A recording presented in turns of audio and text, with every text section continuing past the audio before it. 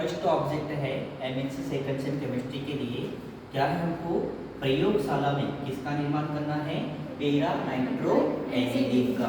इसका निर्माण करेंगे हम पेरा नाइट्रो एनिलीन। तो पेरा नाइट्रो एनिलीन डायरेक्ट नहीं बनता है, इसके लिए हमें 2 स्टेप प्रिपरेशन करना पड़ेगा।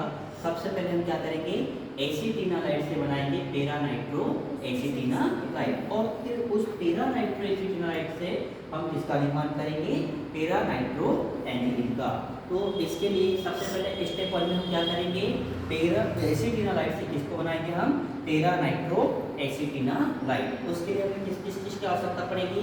तो सबसे पहले हमें आवश्यकता है एसीटिनालाइट, लगभग कितना लगेगा? 5 ग्राम।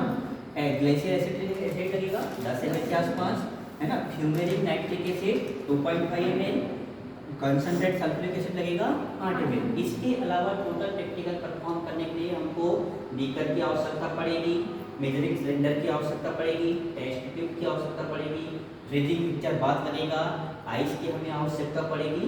इन सारी चीज़ों की हमें कंटिन्यू आवश्यकता, बीच में गैस बनने की भी आवश्यकता पड़ेगी, क्योंकि जब हम एसीटिनालाइट को ग्लेशियल एसिटिक एसिड में घोलते हैं तो वो पूरी तरह से क्लियर सॉल्यूशन नहीं बनता है। तो उस सॉल्यूशन को क्लियर करने के लिए हमको किसकी आवश्यकता पड़ेगी? अपनी गैस बर्नर की। तो इस प्रकार से अब हम बात करें इसके रिक्वायरमेंट के बाद, नेक्स्ट क्या आता है हमारा? प्रिंसिपल।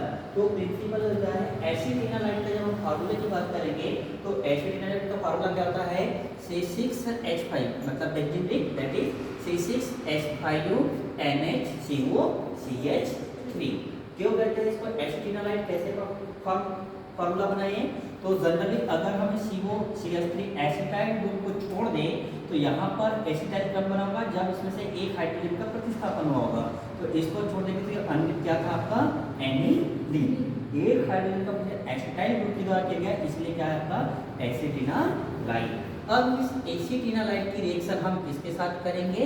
आपके इसे कहते हैं कंसंट्रेट H2SO4 और कंसंट्रेट HNO3, जब दोनों को एक साथ मिलाते हैं तो ये कहलाता है हमारा नाइट्रीकरण मिश्रण। क्या कहलाता है हमारा? नाइट्रीकरण मिश्रण। ऑर्गेनिक केमिस्ट्री में जो रिएक्शन होते हैं जैसे सल्फोनीकरण, हैलोजनीकरण, नाइट्रीकरण, तो दैट ये इसका पार्ट है।